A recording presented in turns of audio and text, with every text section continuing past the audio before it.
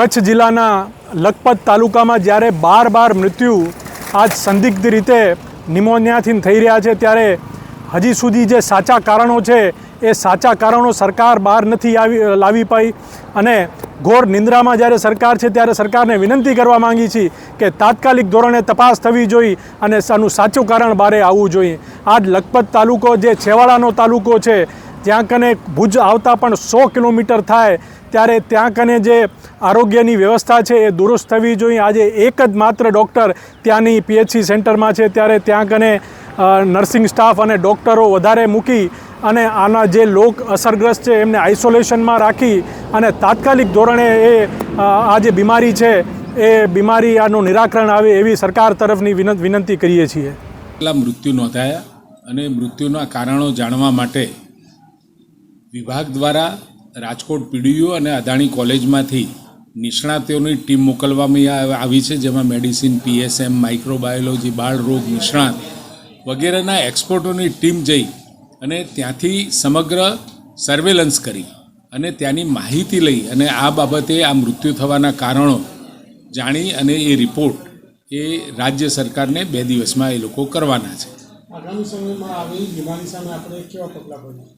હજુ તો 2 દિવસમાં જ્યારે રિપોર્ટ આપણી પાસે આવે પછી આપણને એના કારણો જાણવા મળશે કે અચાનક આ 4 દિવસમાં 12 જેટલા મૃત્યુઓ કેમ નોંધાયા છે.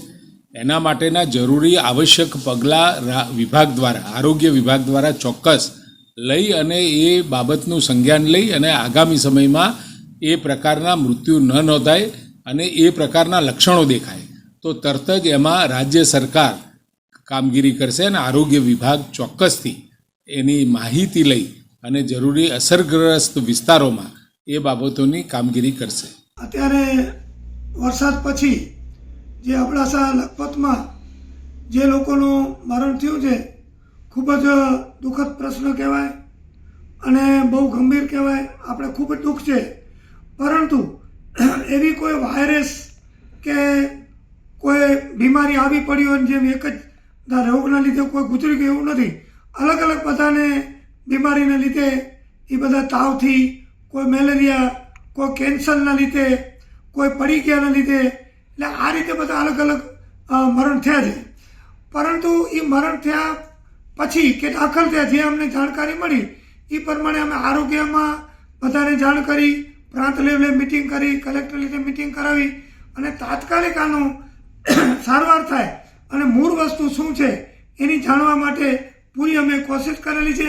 તો એનામાં જાણવામાં જે આવ્યું છે તો અલગ અલગ બધી બીમારીઓ એનામાં જાણવામાં આવ્યું છે.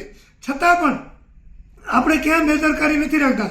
પાછી પણ ટીમ જે આરોગ્ય સરકારમાં જે જાણ કરી, ગુજરાત સંઘમાં તો મંત્રીશ્રીએ પણ અહીંયા ટીમો અત્યારે મોકલી છે અને અમે છતાં પણ તપાસ અત્યારે કરાવી રહ્યા છીએ, જેનાથી આપણે કોઈ પસ્તાવો ન થાય. ત્યાં જે આવ્યા છે એના માટે ખાસ આરોગ્ય વિભાગની 22 જેટલી ટીમો ત્યાં સર્વેલન્સ કરી રહી છે. CHC મંગવાણા અને CHC દયાપરમાં પ્રતિનિયુક્તિ ઉપર ડૉક્ટર પણ મૂકવામાં આવ્યા છે, જેથી OPDના કેસીસ ત્યાં તરત હેન્ડલ થઈ શકે. એની સાથે સાથે કોઈ અત્યારની પરિસ્થિતિએ કોઈ રોગચાળા કે કમ્યુનિકેબલ ડિઝીઝ જણાતી નથી, કારણ કે જે ડેથ થયા છે બાળકોના, ખાસ ભેખડા ગામમાં, એ નિમોનાઇટિસથી, એટલે શરદી, ખાંસી, ઇન્ફ્લુએન્ઝા બગડે એના માટે કર્યા છે.